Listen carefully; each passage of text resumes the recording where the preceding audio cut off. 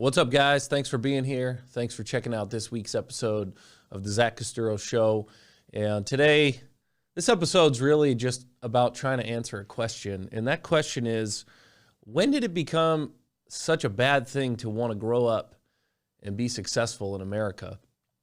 I remember when I was a kid, and we didn't come from means, if you will. We were a middle-class family. My dad is a brick mason. My stepdad works in the professional services industry. My mom worked odd jobs here and there to, help pay the bills. So we didn't grow up we didn't grow up without anything, certainly, but we certainly also didn't grow up with a lot of excess, which I think is most families throughout history. Although I would argue that in America, that reality is a lot better than the average family's reality in many places across the world. And so I grew up personally wanting to get an education and continue my personal progression into eventually being successful one day. And I think that journey has been interesting, right? When you're little and especially when you're little and you come from a place financially where you look around and you see maybe some of your friends that get to do things that you could only dream of, or you see other families that don't struggle with the same things that your family does, right? I mean, and you grow up and you think, someday I just want to have more money, which you equate, at least as a little kid so often, to success. That's what we think success means. And so we grow up, or at least we used to, at least I did, growing up wanting to be, quote, successful, which really meant making a lot of money.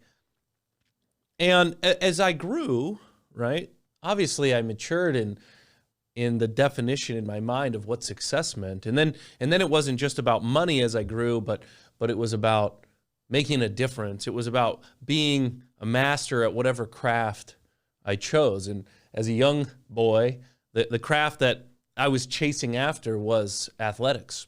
And as I grew older, it was specifically baseball. And I loved playing baseball. I worked hard to play baseball. I learned, I think, at a younger age, probably sort of my middle school years, I learned that I wasn't the biggest and I wasn't the fastest and I wasn't the strongest. And if I really wanted to get to where I wanted to be, it was going to take hard work. I was going to just have to outwork everybody else because there were a lot of people who had a lot more talent than me.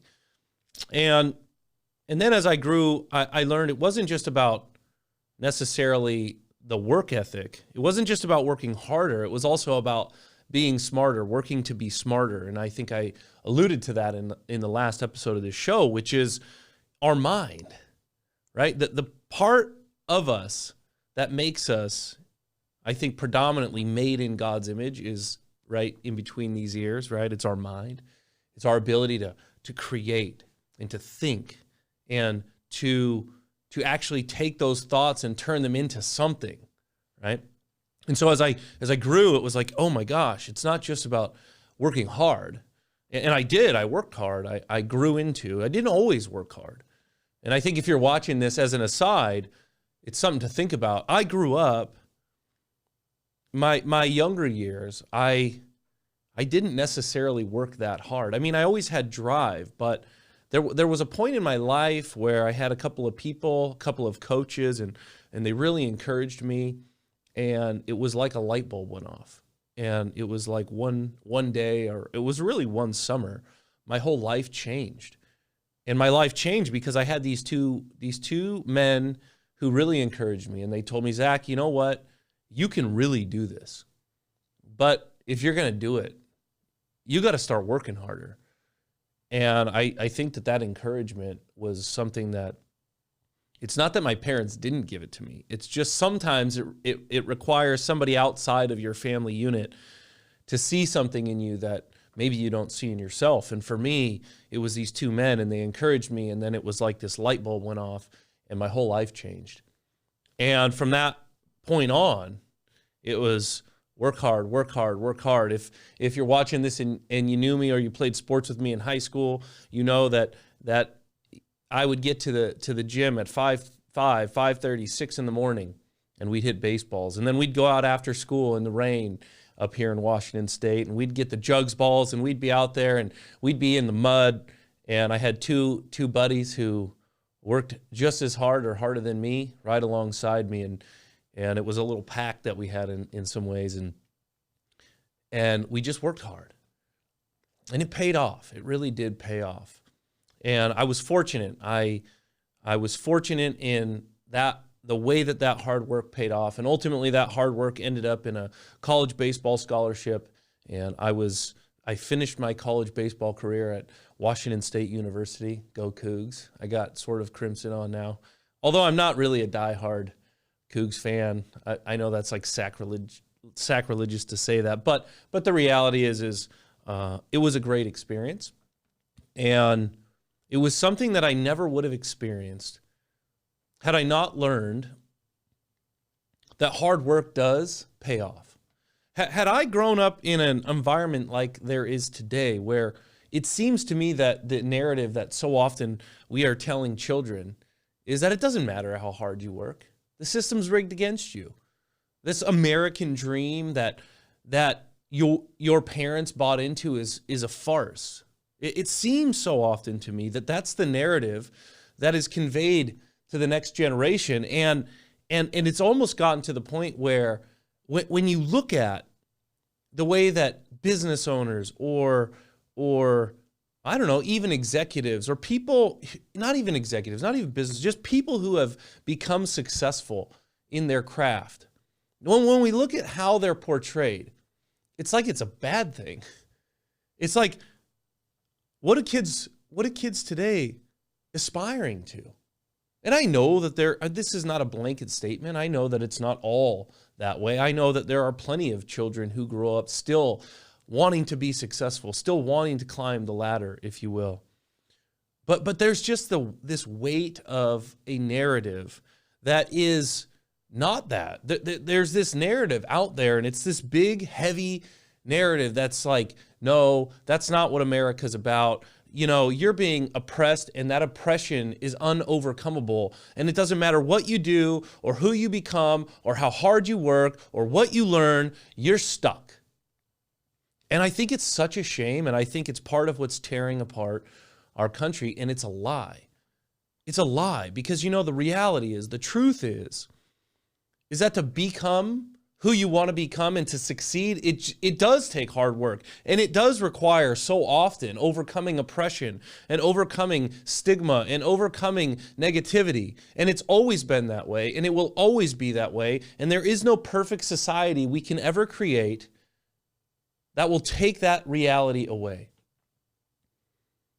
And I think it's a shame that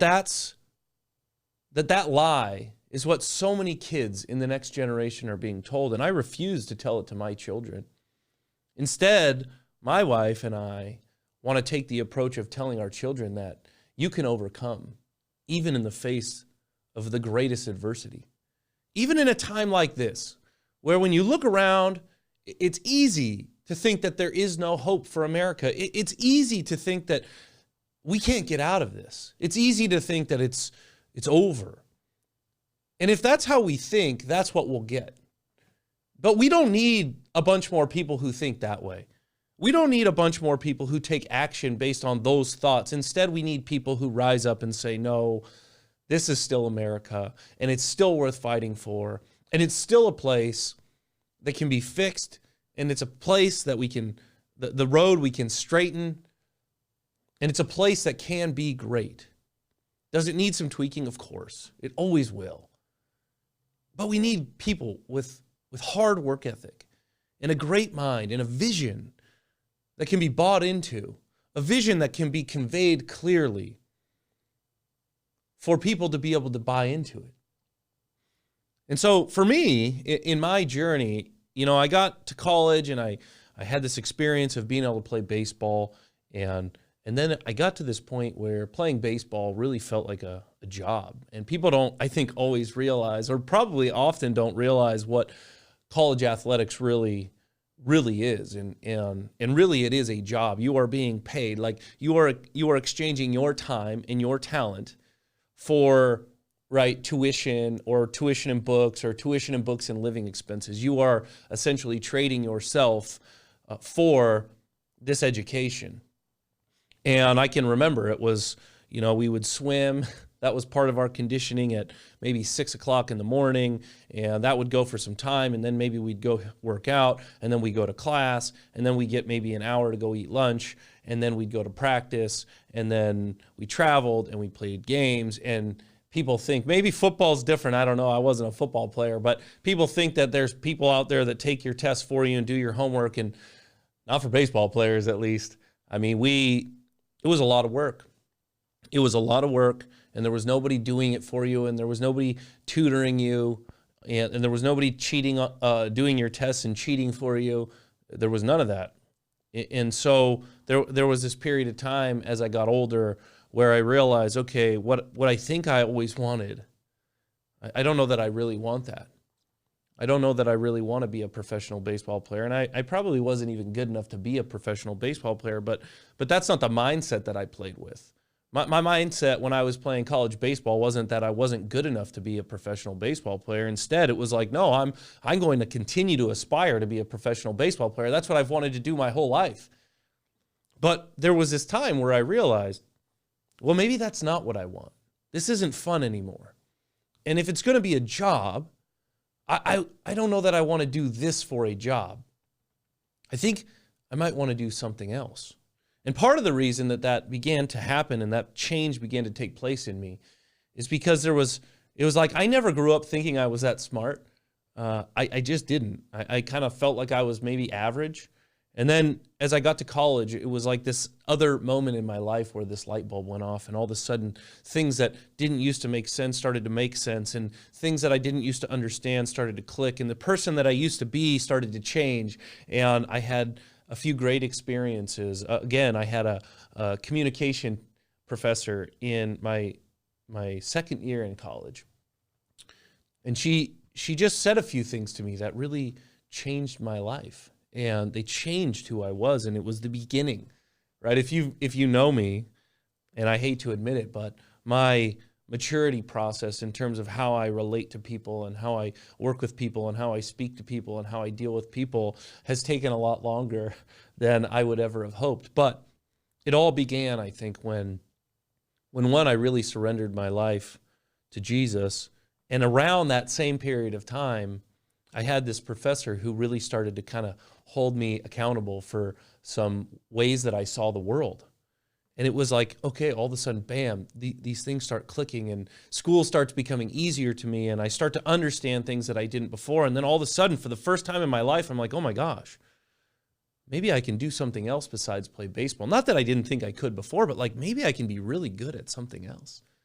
And then it was like I had spent my whole life developing my athletic skills up to that point until I was about 19. It was like all my extra time and energy and effort for all those years had gone into my body and my athletic endeavors. And then it was like this switch where then I was like, no, I want to develop my mind. Like my mind is going to be way more beneficial, way more powerful than any swing I could ever develop, right? Than any 40-yard dash I can ever run. And then it was like this curiosity it came alive in me. And I was curious. I'm still curious. Part of why I do this and share these things is because of my infinite curiosity. And then I got to see what happened when that light bulb, that second light bulb in my life went off. And since that day has been the journey of that light bulb going off for me. And I don't share my story because I think it's, some great story. I share my story because I think it all started. Like my story started because I was a little kid who was just looking at my life, looking at the way my family lived, looking at the struggles that we had, saying, I want to grow up And I don't want to struggle with those things anymore. And that's not dogging on my parents. I mean, I am so grateful because my parents, like, and I think that's the thing, and I'm going off on a little tangent here, so forgive me, but I think that's one of the big challenges about spoiled generations is so often we look back as a generation, sort of in general, and we sort of poo-poo the generation before us, right? And I don't look at it that way with my parents. I look at my father, for example, and he's a bricklayer. And he would go out in the scorching heat, in the freezing cold, every day, all day, year after year after year after year, and he would lay bricks. And some people in America today, and I think part of the reason that we look down on success today is because there are some successful people that look at my father or people like my father with disdain, with disgust. They look down at them. And that's a shame. Because I look at my father and I say, what a great sacrifice. That man every day went to work and he didn't complain and he wasn't aspiring to something greater and he wasn't always thinking the grass was greener on the other side. Instead, he just wanted to give his kids a better shot at a better life, and that was his sacrifice. And I am so grateful. And then I look at my stepfather who took over as my father and my brother's father when I was 4 and he was 2. And he didn't have to. And he actually switched careers. And he took a less paying job because he felt like it was the right thing to do. And I didn't know at the time. I was too young. But as I grew up and our family would have conversations, I learned that at that time, my father, my stepfather, he had a moral choice to make. And he chose the moral high ground over the monetary high ground. And that taught me a lesson as I got older. And then he provided for us. And he taught us lessons. And he was there. And he didn't have to be. He wasn't my real dad, but I call him dad. Because, and listen, I'm giving you the good sides of the story, okay? There were lots of bad things, like in anybody's life, that happened, but I don't see any value in dwelling on those things or talking about those things or even sharing those things. Because the story of my life, the story of those men in my life that I take with me, that I want to focus on, aren't the bad things. They're the good things. They're the things that have helped propel me to where I am, that have helped to tell and craft my story. And so I have these two men and they worked hard. And the same with my stepfather. He'd go out every day and he'd work hard and he'd leave really early and he'd come home late. But for my stepfather, I got to watch as he would have more success. He would take a greater position and he would move up and he would move up and he would move up. And then by the time I graduated high school, his financial reality was much different than what it was when we were little. And I got to see the proof of what hard work and dedication and being committed to your craft can do.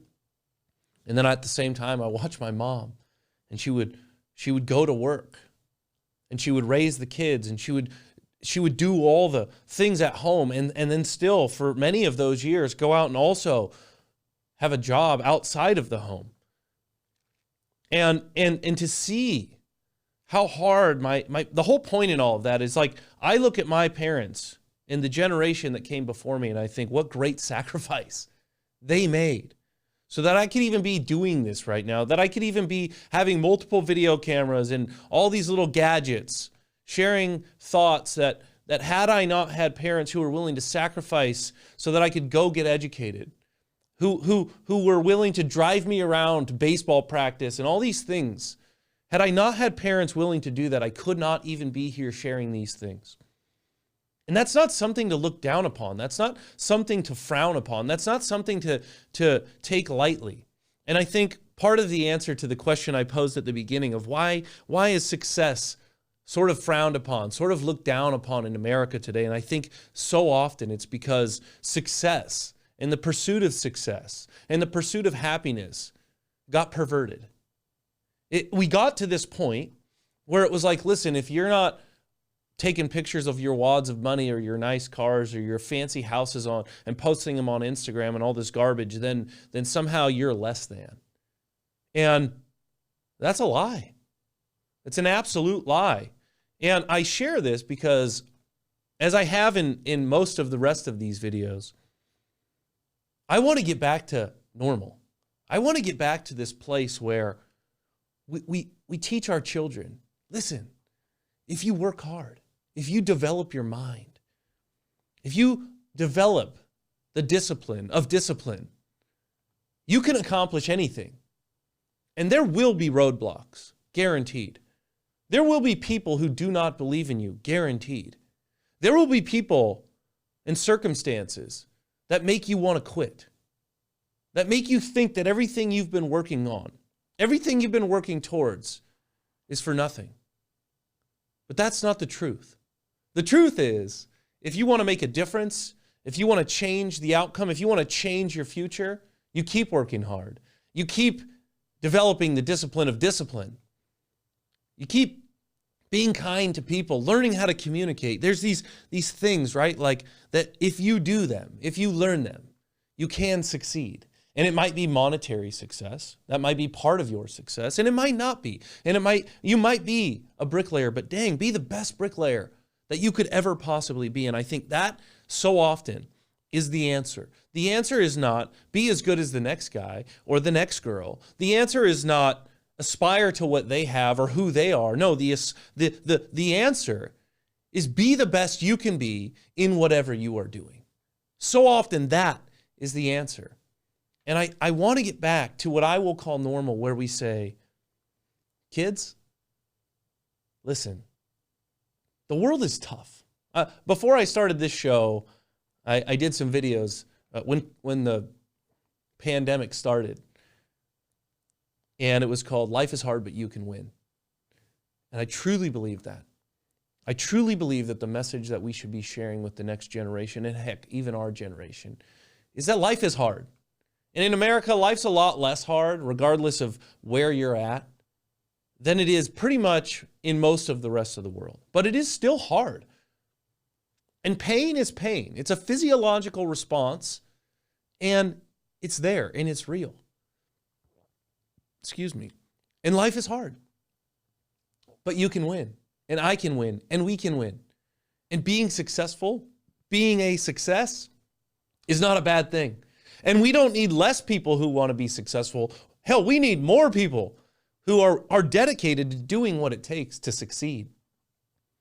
But listen, if you're watching this and maybe you are the next generation, then it's like, well, what is success? And maybe that's another video for another time. And I don't pretend to have all the answers. But for me, as I think about this off the cuff, I would say when we aspire to success, what does that look like? Well, I believe that if our success only leads to our life getting better and nobody else's, that's not real success. Real success, in my mind at least as I sit here today sharing this, is when our life improves, so do the lives of the people around us or the people that are involved in what we are doing, right? If our business is to be successful, let's say you want to be in business, then if you're the only person like reaping the fruit of that success, it's not a success. But if your clients and customers have better lives because of the product or the service that you provide, that's successful. But if your employees' lives are miserable because you're taking advantage of them in order to get your clients what you promise, I don't think that's very successful. But if your clients and your employees and your contractors, if their lives are getting better because of what your business is doing, that's successful. If we as Christians get, the Bible says, what is it to gain the whole world but lose your soul, right? If we've achieved all the success that the world has to offer, but we don't love our neighbor, but we don't take care of the poor, but we don't participate in church, I don't think that's successful. That's just my opinion. Success, though, is, for me, putting God first. Like the Bible, it has this verse in it that's so challenging. And it says, you want to follow me, essentially, I'm paraphrasing, but you want to follow me, you say that you're a disciple, you have to hate your mother and your father. in order to love me. And I don't think that that actually means that we're supposed to hate our family. I think that what that means is that our dedication and our love for the Lord has to make our love for our family almost look like hatred, because we follow him first and foremost. Because in a culture, and I struggle with this, I think that anybody in my generation probably struggles with this, and that's authority. We don't like authority very much. And yet, a true Christian walk is completely surrendered to the authority of Christ. And when we do that, when we embark on the challenge of doing that, when we're so sold out to his authority, it almost makes everything else look like hatred, because it's like, I'm following you. You're the leader. I'm following you. Wherever you go, I go. Wherever you tell me to go, whatever you tell me to do, I'll do. And I think ultimately, if what we are doing in our lives, if what we are aspiring to, if what we are teaching our kids to go for and shoot for and work for as Christians goes outside of first and foremost following Christ, that's not success. And so I think for us, hey, listen, if we want to change culture, if we want to have a seat at the table, if we really want to impact our communities and our families and our workplaces, I don't see how we do it. I don't see how we do it. I don't see how it's successful unless first and foremost we're following the direction of Christ. And so here we are. I'm going full circle back to probably my first or second episode here when I talk about the fruits of the Spirit. Can we live in a way, can our success that we aspire to be success that really shows the reality of the fruit of the Spirit? Love, joy, peace, patience, kindness, goodness, gentleness, self-control. Because like if we're running our business or we're trying to be an athlete and we want to be a professional athlete or whatever that goal and that dream that everyone says you can do it, if that thing that we're chasing after doesn't result in love and joy and peace and patience and kindness and goodness and gentleness and self-control, then I would venture to say that it's probably not that successful.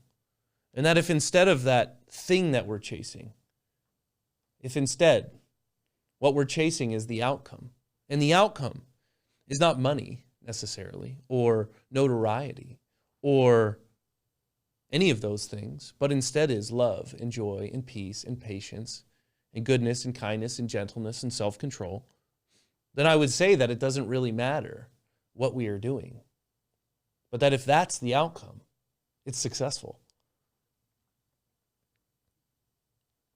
And so I think that when I look at how do I want to raise my kids, and what would I tell my kids to inspire them and motivate them and drive them to a successful life, I would say, first, God has given you gifts and talents.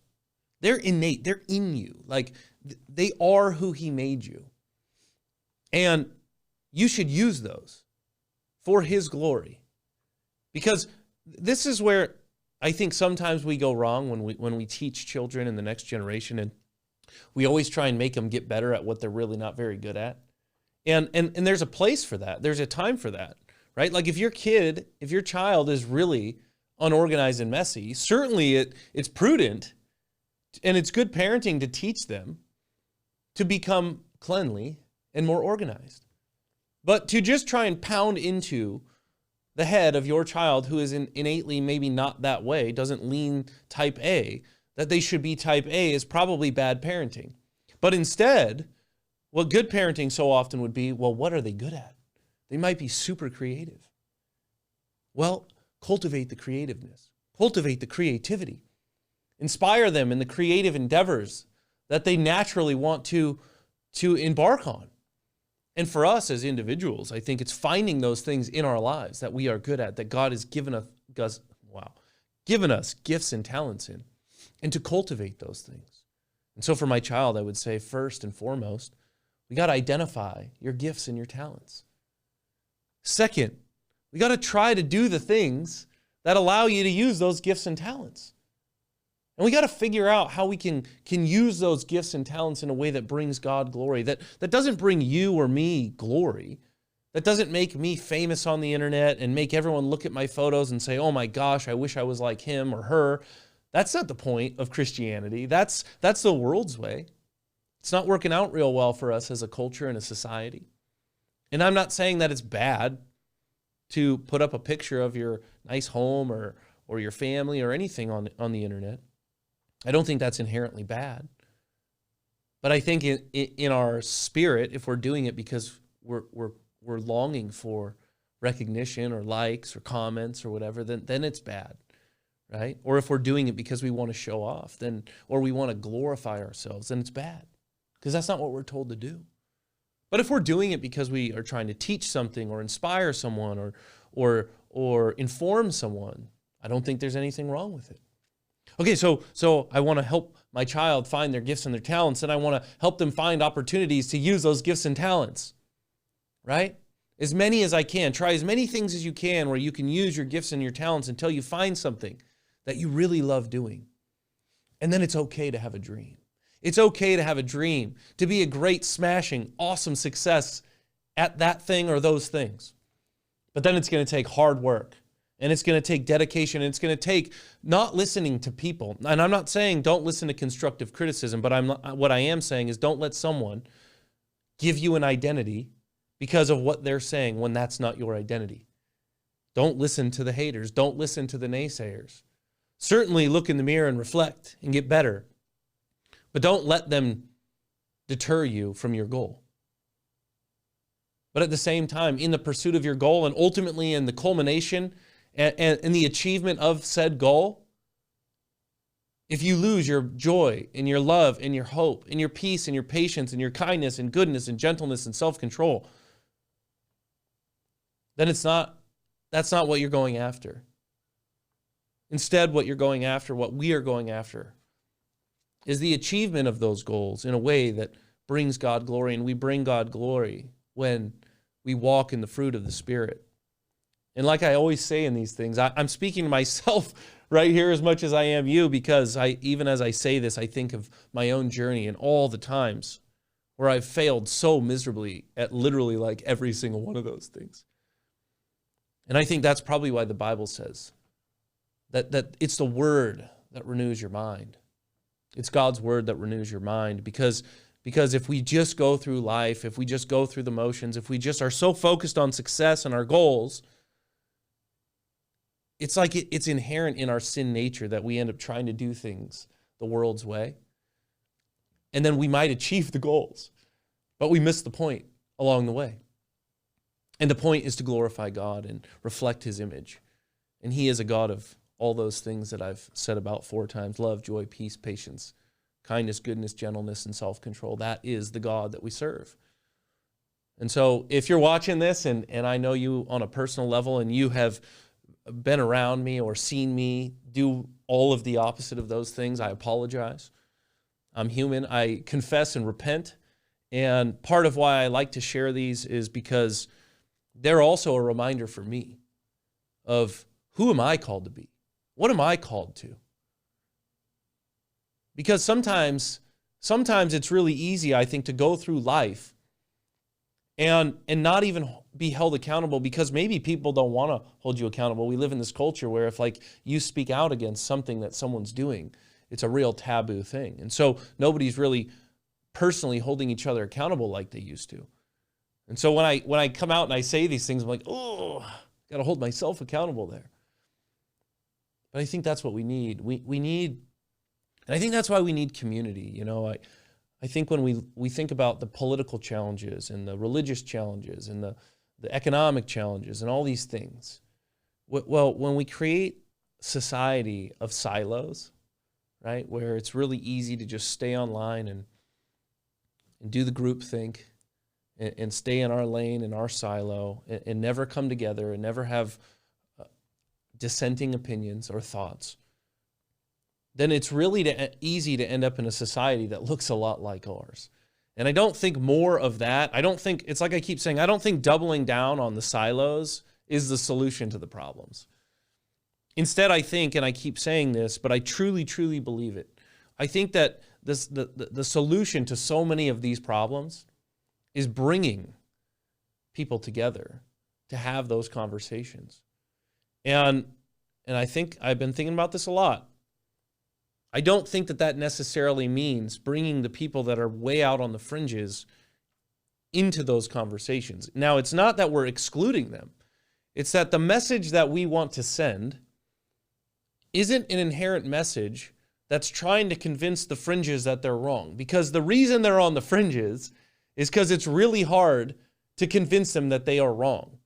It's really hard for them to change their mind.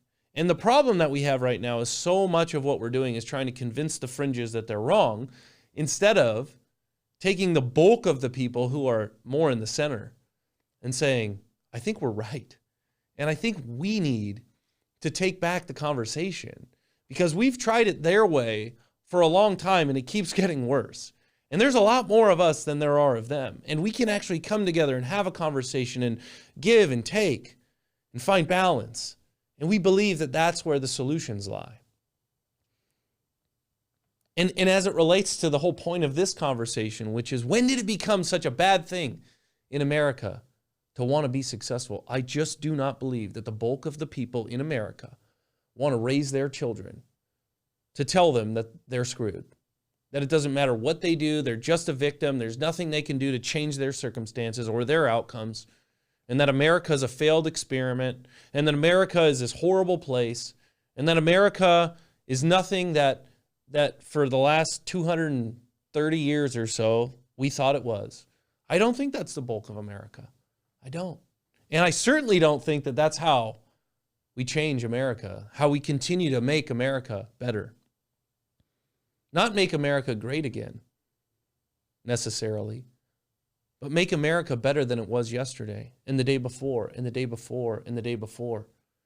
Because I think where we go wrong so often is we want to take where we are today and we want to catapult it forward or we want to rip it backward in time.